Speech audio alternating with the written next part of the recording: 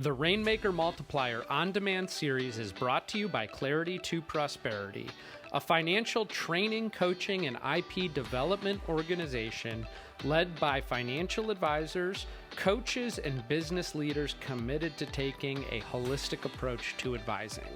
To learn more about our organization and upcoming training opportunities for financial professionals, visit claritytoprosperity.com. Welcome to the Rainmaker Multiplier On-Demand webinar. This series is accompanied by a podcast as well as a white paper. The series covers relevant topics about how you can multiply yourself as the Rainmaker in your financial services practice. You can learn how to take advantage of efficiencies, how to bring on associate advisors, develop new profitable revenue streams, utilize thought leadership within the financial services industry to grow your business, and to use marketing campaigns to multiply leads. Today's topic is, if you take 5 months off from your business, will it thrive or just survive? I'm your host today, Mary Stirk. I'm the Senior Vice President of Coaching with Clarity to Prosperity, and I'm also the CEO and founder of Stirk Financial Services. And with me today, I have Jason Smith, who is the founder and CEO of Clarity to Prosperity, and also the JL Smith Group, which is a large financial planning practice in the Cleveland area. So welcome, Jason. Welcome, Mary. I'm excited to be talking about this today because you and I both have some experience of taking a significant amount of time off and having the practice continue to run without us. And one of the things that points to is the ability to have your business become what we call a self-managing company. So Jason, tell us a little bit about your experience and then what you've learned about what has to happen in a self-managing company to be able to make this happen. Yeah, and Mary, this, as you know, the title of this presentation came from, and I'm not going to go into the story because I do that in detail on the podcast. So if you want to hear the story, go to the podcast. But I actually was 2 years ago forced to take 5 months off from my business. I had had a surgery that required 5 months worth of recovery. And, I had up to that point really had the goal and was building my company to be a company that could run profitably with or without me. And so it was a gut check here, right? It was a reality check when I was forced to take that time off. And when I came back, my company didn't just survive, it thrived. It had its second most profitable quarter it ever had. And so the key is putting these processes, these people, and these programs for getting the right team members in front of new prospective clients to make it all kind of work together. And that's what this chart is illustrating. And that's what we're going to illustrate is some of the key programs, both that you run, Mary, as well as that I run, and how we manage our people and what processes we have in place to have our company run like Starbucks style. Whether the manager's there or not, the company continues to run, the business runs without you. And I think that entrepreneurs can get excited about the idea of a self-managing company. That's just a concept that feels like there's freedom within it and feels like there's a lot of growth and momentum behind it. But the reality is that to be a self-managing company, you've got to have three things that really are clicking on all cylinders. Your core processes have to be in place. You have to have a team that you can rely on.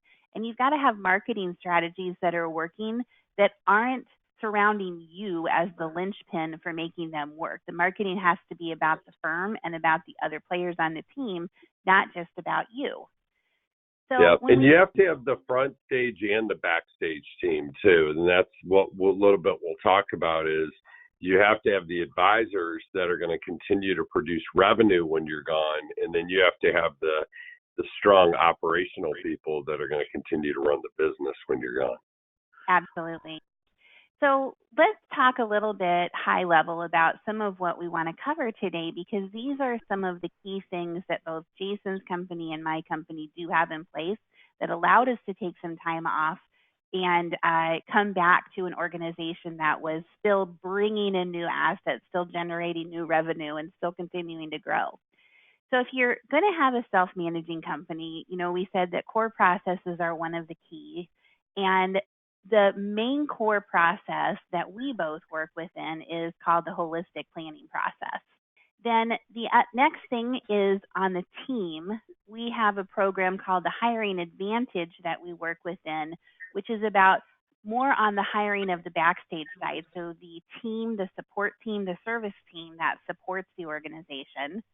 And then the Right Fit Advisor is about the hiring, onboarding, and training of associate advisors, so other Rainmakers in your organization.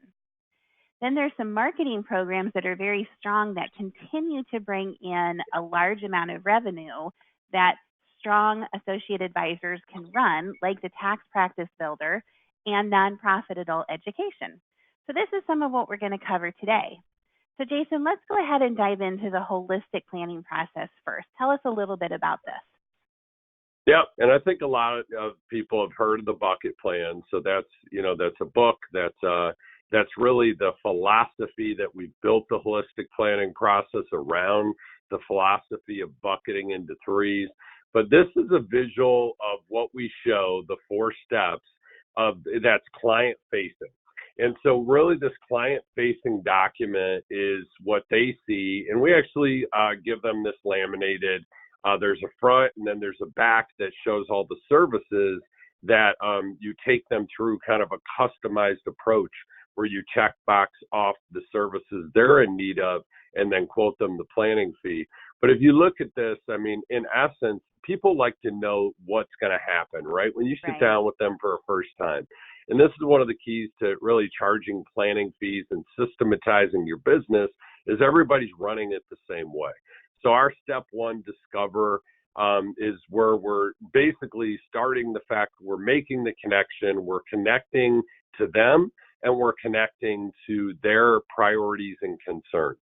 And we're identifying what their goals are, and then ultimately we are quoting a planning fee based on the services they're in need of, and then moving on through the process. And then 2 is where we organize their life, all of their important financial information. We do a deep dive on their financial, tax, legal, insurance, everything that they have, and to prepare us to come back in step 3 and deliver a customized bucket plan with all the recommendations from a planning standpoint as well as from a product and portfolio standpoint. And step 4 just really shows that we're going to continue to service the client ongoing afterward. Now, one of the keys not only is having this process in place to have clients understand what you're doing, but core processes in your office is so important to have a self-managing company. You've got to have the back end, the backstage processes clear for every one of these steps so that your team can follow them and it's predictable and it's replicatable. Absolutely. And every one of these steps has a checklist of what you say and what you do and what tools you use, what videos you play, what documents you use. Everything you do client facing, there's an agenda that's created that it really just it dummy proofs it for anybody running it. Like even myself, where I think I remember all this stuff, if I don't have that checklist in front of me, I literally forget stuff, and I've done that. It works so well, you stop doing it, and I stop using the checklist, and then I'm like, oh my God, I got to call the client because I forgot to ask them about this. So the checklist is really key. And then we have the back office checklist of what the paraplanner has to do, what the staff has to do to prepare the advisor to be really strong front stage. So we have the backstage checklist as well as the front stage to make this be a coordinated, well-oiled machine as a process. And I think that when you have that, then that is something that would allow you to step out of your business when you have the backstage people trained on those processes and you have your associate advisor, front stage people, future Rainmakers trained on how to deliver the process.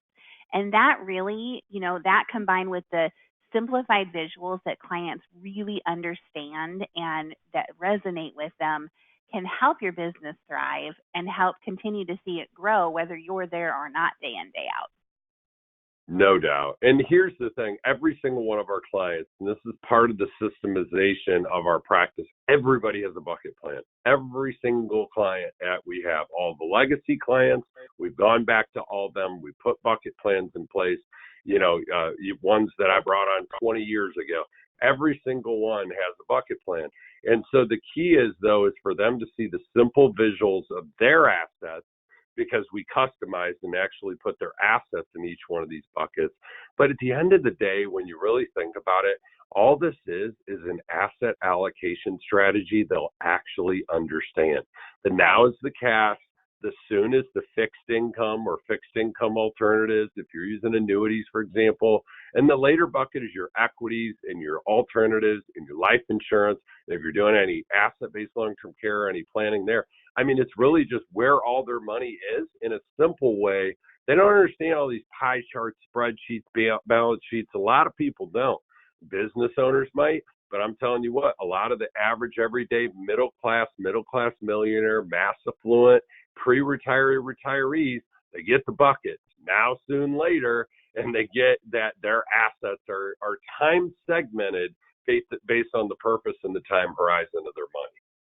Right. And one of the things that's also nice about it is you can continue to go back to it. So when you're reviewing with clients in future years, you can draw them right back to the bucket plan, and it just has such staying power because they know where they are within their buckets. They know where they're pulling money from. They know what's for, now, later, things like that. And it just has a tremendous amount of continuity that helps gel that client relationship over time. Yeah. And I can't tell you how many people I get referrals come in and they're like, yeah, well, Joe and Sandy, keep telling me about this bucket plan. So I figured I actually needed to come in and talk to you because I don't have one. Exactly. It's that common language, All right. So that kind of talks about some of the core processes to create and have as a self-managing company. Now let's go ahead and talk about team. So when you think about your team, there's kind of two segments of team, right? There's the team that is the backstage team that is doing a lot of the things behind the scenes, but is also providing a lot of the service and client care. But then you also have the front stage team who are the revenue producers, the rainmakers of the company, the associate advisors, the lead advisors. And I really think that there's two different aspects, when it comes to not only just hiring and managing them, but also, the whole training them and accountability and things like that. So one of the things that we have used for quite some time is a program called the Hiring Advantage. And it's to help us find the right people, but it's also to help us manage the right people because it has these responsibility agreement cards.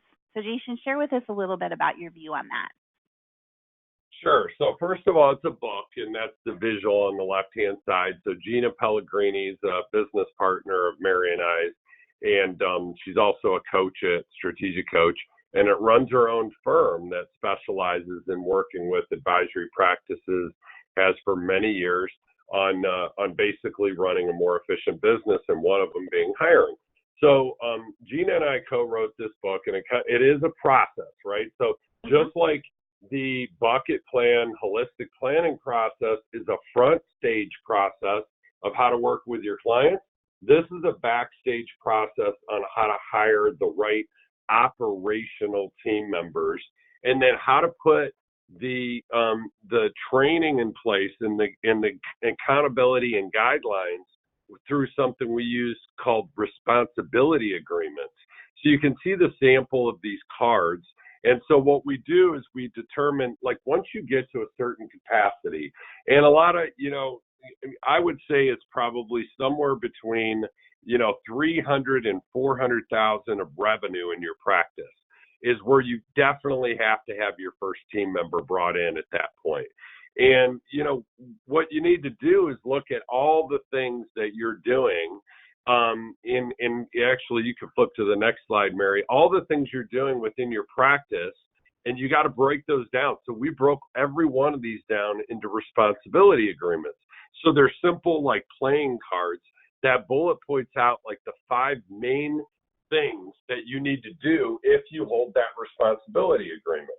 So there's a leader of each one of these lanes, and you can see there's a leader of the finance, operations, marketing, sales. And if you do tax preparation or tax planning, then that might be part of your business too. But let's just even look at the operations piece, for example, because a lot of business owners outsource all the finance piece and the marketing. They're just running some programs. But, in the sales, maybe they're the only salesperson. So I'm going to speak to potentially if it's a smaller office. But operations, somebody has to do the reception. Somebody has to keep up the office. Somebody has to service the basic needs of the client, free withdrawals and other requests that come in. Somebody has to do all the case prep and post-appointment, right? They have to get the file ready. They have to get all the statements or the reports or whatever. And then after the appointment, they have to follow through with all the to-dos. If you're doing financial planning, somebody has to construct the financial plans. When you write business, someone has to do the new business processing and status. And so all these different things, even if you're a sole proprietor with no staff, you're doing all this, or you're outsourcing some of it. You have one team member, it's the two of you doing all of it. So the key is having a strategy is when you bring on new people, who's going to do what? What are you going to retain based on your unique abilities and what you're really excellent at doing? What are you going to offload to your existing team members? And if you're bringing a new one on, what are you going to pull off yourself? What are you going to pull off your one of your staff members when you bring on the number 2 staff member? And so it just really gives a lot of clarity. And even like in my business, I have partners now that are also Rainmakers, but they run some of these lanes, right? Like Brian runs the sales lane and Jeff runs the operations lane. And so Kelly runs the finance lane. And so it gives you the foundation to be able to grow into a bigger business in a more strategic way. And it gives clarity to your staff members on what they're responsible for doing, so you don't have a lot of overlap and confusion.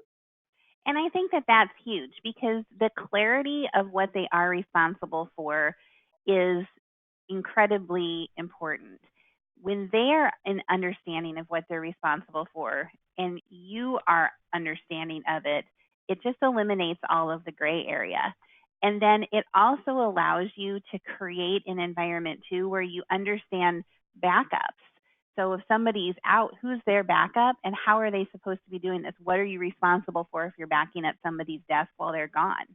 So, the responsibility agreements like this just trickle down so far to your organization running like a smoothly operating machine. No doubt. Okay, so that's more on the operational side of the business. But now let's talk a little bit about the advisor side of the business, because finding the right advisors to come into your business to become the future Rainmakers, it does take the right person, but it also takes some time. And the more streamlined you can have the way you're doing it, the more likely they are to succeed. So the Right Fit Advisor program is about hiring, onboarding, and training associate advisors so that you can then eventually grow them up to become the Rainmakers in your company. So Jason, when you're thinking about adding associate advisors, what goes through your mind when you're pondering that question? One of the first things I do is I look at, do I need a hunter or do I need a farmer? Right? Mm-hmm. Like right now, more recently, 2 of the advisors in my practice have just really flourished. One, I bought his book of business and we did a merger. He was actually a local competitor, Jeff, and he ended up merging into my practice. And the relationship has flourished, and he literally has tripled his revenue since he's joined the J.L. Smith Group. And then the other advisor, Brian, he was someone that we brought in right out of college, and I kind of mentored him, and now he was number 1 in the country for our financial institution last year, as you know, Mary. Mm-hmm. And so the thing is, though, those guys then, like, they really got to capacity because I downloaded all my C and B list clients through the years, and actually almost all the A's to them now. I only service a handful of clients. I bring in new clients, but I don't do any of the service work anymore. I always have a second chair that sits with me in all appointments to do all the service work going forward. And the clients understand it's a team approach. I'm the lead advisor and there's a second chair. In a lot of cases, they're the lead advisor, but they really are, in most of their cases now, like Brian and Jeff, they've become Rainmakers, and we needed another second chair. And so what we needed to do is we needed to bring in a farmer that was really good at service, was really good at people, right? They were more like a high I on the disc profile, and they could really foster the existing relationships for more business and service them at a high level. So that was an example where we needed a farmer. And so we hired and onboarded and are training a farmer. He's about going on a year in now. You know, another example, though, is where we needed someone we wanted to service all of our Medicare clients and wanted to go out there and get new Medicare clients. We'll talk about that in a moment. We needed a hunter. We needed somebody that could take no for an answer and keep on going. He had thick skin. He really was hardwired. He was more of a high D on the disc profile, and he was hardwired to go out there and hunt and bring in new opportunities. So that's a big consideration, is the hunter or the farmer. Right. And I think that both types of personality archetypes, the farmer and the hunter, bring amazing, wonderful things to your organization. So it's not that one is better than the other. It's more about what is it that your team is needing, and then that's the right fit for the advisor that you're going to be bringing on. And the one big thing I would caution for those on the webinar is everybody always gets caught up in this thing of like, oh, I got to bring in a hunter. How much revenue can they generate, right? I will make the argument that you're actually better off to bring in farmers first. Like, as you're early on bringing on, like your first advisor that you bring in, like a service advisor that's going to service existing clients to free up your capacity, that is a better investment as a farmer than hiring a hunter first. Don't get caught in that trap. Like, oh, I got to hire somebody that's going to produce revenue and pay for themselves. There's a time for that. You are the rainmaker. You are the hunter. You're the one. You have the strengths. There's a reason that you're a successful business owner, entrepreneur, and advisor. So build around the core strength, which is you.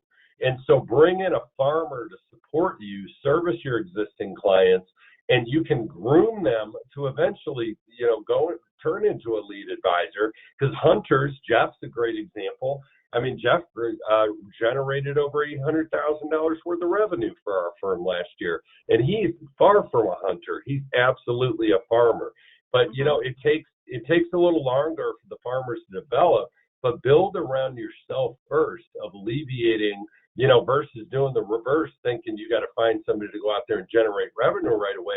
What's going to happen? You're going to generate a lot more revenue by freeing up your own time and to allow them to service some of your smaller clients and do a lot of your paraplanning between the meetings by bringing them into the new prospective clients with you, and that's how you train. So I think that ties just beautifully back to the self-managing company discussion, in that, freeing yourself up first to allow you to go generate more revenue just helps your company run better. It allows nothing to slip through the cracks that way. It allows you to have the right people there to take care of what you have built so you can continue to grow. So back to that self-managing concept, we talked about core processes, and now we've talked about teams. So let's go ahead and move the discussion to the marketing.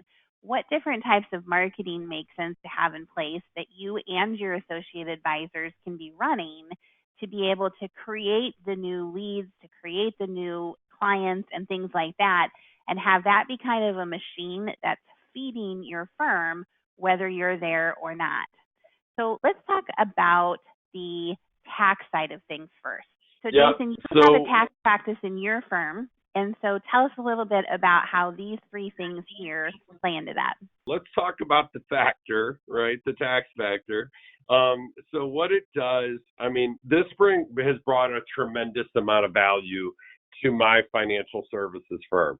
And so there's really three components of it. I started out doing tax planning. So look at the far right? The tax management journey is actually a one-day training and a program that we have to teach advisors how to do tax planning that's relevant to financial planning, right? We're not talking about business owners. We're talking about people in retirement. How do we maximize their cash flow by reducing their income tax liability both now in retirement and in the future for their family? So there's a lot of opportunities there that we teach in that program. And that's what I'd been doing for many years before I even started a tax preparation firm, which is on the far left. So the far left, the Tax Practice Builder, is where we actually built discounted tax preparation services to serve both our existing clients, because we wanted to be that trusted tax professional, but also to bring in new prospective clients, because when they come in and do a tax return, they meet with the preparer, do all the data entry. The preparer explains part of our process, quality control. We'll have a second set of eyes. We'll complete the return. You come back in, and then an advisor will go line by line through the return with you. And then at that point, that's a guaranteed first appointment for my Rainmakers to be able to sit down with a new prospective client. So tax season is a machine of putting us in front of new opportunities for financial services, utilizing tax planning as the door in, and because there's always opportunities for people to do simple things from a tax planning standpoint that are relevant directly to financial planning. And then the last part of the program is in the middle.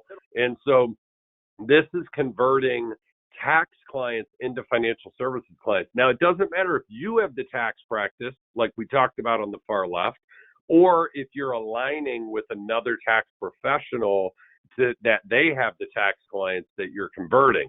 So all those strategies within that program in the middle is recently we hooked up with an office about an hour from where our office is, a tax office, and we added financial services and did a revenue sharing where we share 20% of the revenue with that tax office for all the financial services business that we do.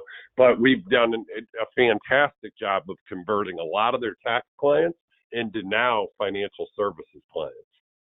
Yeah, and I think what's great about this and looking at it where there's three different ways to, manage the tax factor of things is this. Some firms have a tax practice, some firms don't and don't want to. And Right. Some firms are just kind of unsure about that. But here's what I can tell you is our firm right now does not have a tax practice, but what we were able to do is send our associate advisors to the tax management journey training and have them build the knowledge and understanding and expertise to be able to talk more about tax planning with clients during our financial planning process.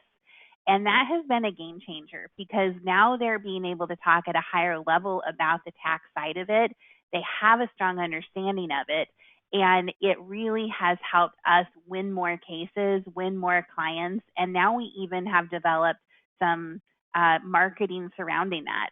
So regardless of where you fall on the spectrum, you and your associate advisors can gain value from every single piece of this. Yep. And what you're going to find is the better you get at tax planning relevant to financial planning, you're going to start educating the tax preparers that your clients are currently working with. And then what you do, and this is so important, you give them all the credit, right? So you meet with that tax preparer without the client present, and you ask if you can meet them. Say, hey, I'd love to meet with your tax professional. It's important we work together as a team. I want to make sure that you're paying the least amount of taxes, and everything we do for your finances coordinates with your taxes. They're going to say yes every time. Never will they say no. Then you meet with that tax preparer yourself, without the client there. You're going to educate the tax preparer on tax planning relevant to financial planning that they didn't know exists. You run it by them.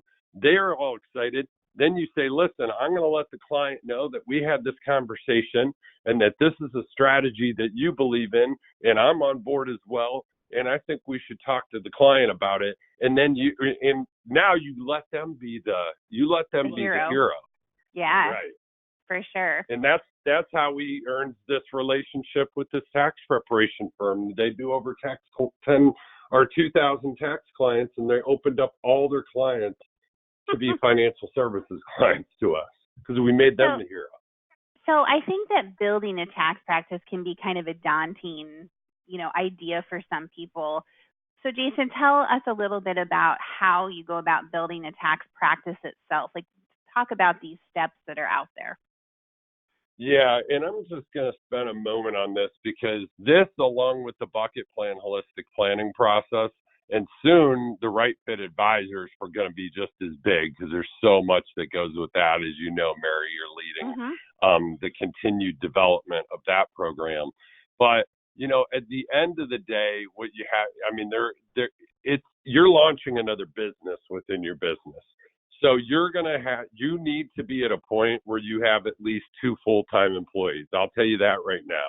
And you have to be willing to know that the first year you're shooting for break even. That's all you're trying to do is just break even on the first year. Get a handful of financial services clients that pays for the opportunity cost for the time that you spent for you and your team of putting this thing together.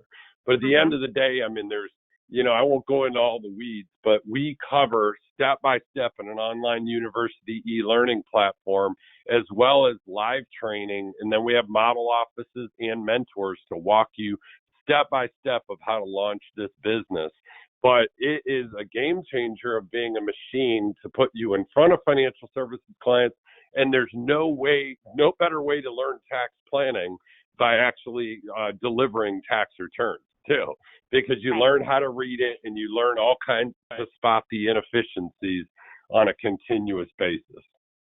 So once you have established a tax practice, it can create a huge amount of new business for you. So these are some of the results from Jason's group, from his tax practice. So tell us a little bit about how to understand this information. Sure. One of my staff members actually, put together this. So if you can see on the top far left, we got in 2017, we did 1,700 plus returns. 18, we did 1,900 plus. In 2019, we did over 2,200 returns. So you can see that steady growth. And that growth is primarily by referrals, and we put a sign out in front of the building. So we're not doing direct mail postcards. We did in the early years. We stopped doing that a few years back because it just grows via referrals. Now we're doing discounted tax preparation at $99. We pay the preparer half of that. So they get paid $50. It takes on average an hour, pretty simple returns because we're going after people 50 plus that are pre-retirees or already retired. So these are very simple returns. These are the mass affluent. These are people that have like 200,000 to 2 million of investable assets is the 95% of the people that come through. And so that's the bulk of who it's attracting. It's the savers. They love the discount of the $99 and they're getting quality tax preparation. You can see it shows total income, then all the different costs that we spent as example of advertising or what any different costs you spent. I know we didn't do postcards the last couple of years, so I'm not sure what that advertising cost was. But I know, we're always doing like church bulletins and different stuff, just if people come in, we'll invest in that. And so you see staff hours, tax preparation costs is the biggest thing because that's paying the tax preparers. So you're looking, okay, $70,000, that's not worth all that work. Why would I do that for $70,000? The key is the 10 to 12 million a year in new assets that we're consistently bringing in by doing those tax deliveries. And the next slide will give you a little bit of a snapshot. So you can see on the left-hand side shows the annuity and the AUM and the life premium. On the right-hand side is the commissions and the fees and the, on the different sales. So if you look at total income at the bottom, not only the 71 grand from the tax, but about almost 240 year to date on commissions and fees for a total so far of about $320,000 or $310,000. So you can see, by adding this, not only the, trusted advisor perception in your community by it being the tax preparation and tax planning, in your community doing those services, but the education that you learn to become a better holistic advisor. And then lastly, it's a marketing machine. It's a profitable lead generation solution that feeds financial services opportunities. Which, when you think about that, is so different than most other lead generation, right? Most other lead generation is a pure expense for advisors to try to find new clients. So to have a profitable lead generation where you're actually making money from your lead generation system, as well as then adding assets and making money that way, is like this beautiful 1-2 punch of growth. Right. Now, and I want to be clear. I also want to be clear too. And right now I looked at our pipeline. We have $4 million pending between all advisors, current. So, so there again, we'll be somewhere in that 10 to 12 million. I want to be really clear with you though. The numbers you see up on the screen are solely from tax clients. So we'll bring in over 50 million in new assets this year, but the 10 to 12 is just from the tax preparation clients. Yeah, and so one of the things that helps your company be such a great self-managing company is you have multiple marketing programs going on at the same time. And the tax practice is just one of them. But another, one of the more profitable lead generations that you have is through your adult education. And you do several different types of adult education events that help find and then bring in new clients, correct? Yeah, we do nonprofit and we do regular. And so, we use a couple different groups that we help, fill the rooms and facilitate and programs we follow. And so we do not do any steak dinner seminars to anybody. I mean, we don't do any dinner. We don't do any food. We eliminated it years ago, and it was like a big improvement because actually what we had happen, at first we're like, oh, wait, we're not getting as many people. It's a little bit less. It wasn't a lot less. It was a little bit less at first. But what we saw was we eliminated all the plate lickers, all those people looking for free meals, right? We got rid of those, which was awesome because now you got a room full of people looking for education. So they're asking good questions. They're fully engaged. They're serious about being there and learning. And so better prospective clients, higher amount of assets of those attendees. And we're basically doing rotating topics. We're doing 1 month we do taxes and retirement. The next month we do Medicare, and the following month we do Social Security. And we do that around our office, around our area at a local university. And then we also do it at that other tax practice that we hooked up with an hour from our firm. And we're doing it every month, those rotations, Medicare, Social Security, taxes, and retirement. We're doing it out there at a local library in their town as well. Mm-hmm. Yeah, and we have multiple locations at my firm. We have a Dakota Dunes, South Dakota location, and we have a Kansas City location. And what I've learned is that the adult education absolutely works in both settings, both markets. And so it's not necessarily something where you have to say, well, my market might not support that. You just have to find the right type of adult education in your market to be able to support that in your area. So another different type of profitable lead generation is the 10K boomer a day opportunity. And this is another way to find new clients by offering a service that adds value. So tell us a little bit about this, Jason. Yeah, so this is very similar to the tax practice in that it's solving a need for your existing client base, and it's bringing in new prospective clients, and it's a profitable lead generation solution, right? I mean, when they turn 65 and they go on Medicare, they need education, and many of them need supplemental plan, right? A new plan that because their employer doesn't provide it anymore. And so you bring on a junior advisor that can service this need, you're going to keep competition out of your house of other advisors and other agents. They're going to be trying to sell your clients annuities and other financial products. So you keep them out because they have the same license when they have this license. But what you also do is you provide a value-added service that's going to get you a lot of referrals of other financial services clients that will eventually become financial services clients. And it's a way to build up a book of business that you can cross-sell and market to all year long.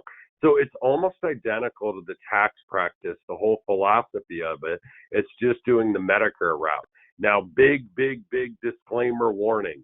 Don't do this yourself, advisor. This is something you want to bring a junior advisor or even a staff member to do. But it's absolutely a way to bring in a lot of new opportunities and service your existing client base and add an additional reoccurring revenue stream similar to AUM to your book of business. And it bodes really well with just the overall holistic approach. If you're branding yourself as a holistic planning firm and you're looking at all areas, this is a component that you don't want to ignore. And similar to the tax practice builder, C2P has taken the time to put together the path to go from this as an idea to a fully functioning, profitable lead generation system in your office, which is fantastic. Just having the steps to get there and understanding how to do it makes such a difference in being able to launch something like this. Yep. Okay, so there are a couple other things that I just want to talk about real quickly that are marketing programs that help your company become more of a self-managing company, because they can be running and going on an ongoing basis. So some of the things that we do in my office is I've written a book, Jason's written a book as well, and so we both have some, marketing happening surrounding that. My book was called Ready to Pull the Retirement Trigger. And so we've got an entire digital marketing strategy out there surrounding the book that drives people to get the book and then follows up with them to get them to schedule time with us for a first meeting. And we've been able to pull in large clients from around the country, people who we never would have had contact with before had they not read the book. And then similarly, pulling in clients around the country, we have a radio show that's called Money Guide with Mary Stirk, and it plays in our local market on Saturday mornings. Now, disclaimer, I don't get up on Saturday morning and record it live. We record it ahead of time and then they play it. But the thing about it is it plays in our local market and captures huge listenership in our local market. Then we take that radio show and we retool it each week into a podcast, which is out on iTunes. And so you capture the local market at the radio level, but you can capture a national listenership with the podcast level being out there on iTunes. And so we regularly bring in new clients that are finding us through these unique, more digital marketing type of initiatives. So those have been kind of key for us to be able to build to where we now have clients in, almost 40 states and can really tie in and work with anyone nationwide that finds us and likes the philosophy that we're talking about in either the book or the podcast. And then lastly, I don't know about your firm, Jason, but our firm definitely grows on referrals. And referrals are a big part of bringing in new clients, especially if they're coming from some of our favorite clients. And I'm assuming that's the same way in your office too. Yeah, and the book is key. I mean, the thing is like, even the bucket plan book that I wrote, Mary, the thing that I did is for advisors that go through and get certified in the bucket plan best interest process, have the ability to write the custom preface for the book. So it's a special edition. This is all like compliance approved type of stuff. A lot of financial institutions all over the country have approved this because of the way that we went about it. But Ed Slott wrote the forward, and then the advisor gets to write a customized preface and put their picture on the book as the special edition customized preface. But the book thing, I've noticed our referrals go through the roof, and I've seen other advisors as well by distributing the book. And that's exactly what you said, is get as many books out there as possible, because what happens is the book sells your service for you, sells your process. And right. So, and that's really what my book was designed to do. It's a true story. It's a parable about clients that I took through the process and the major benefits that they experienced by having the process in place. And so it's cool because the book sells the process, you take them through the process, and then the process sells your product and portfolios. Right. Yep, exactly.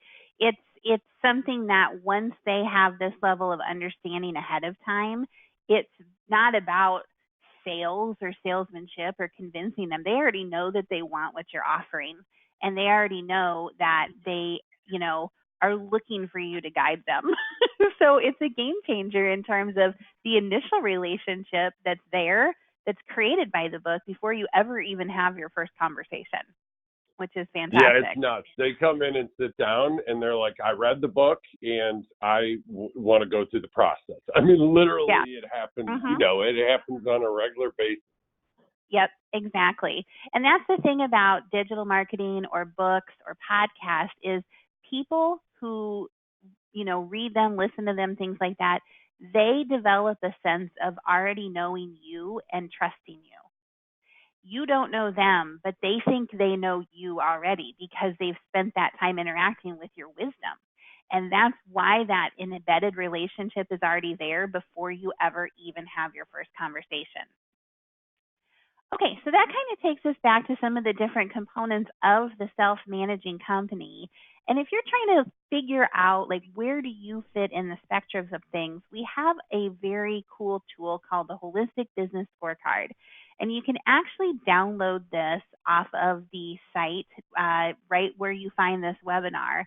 And if you take this scorecard, what it's designed to do is just help you self-reflect on where you are on the key components of what we consider to be a holistic business.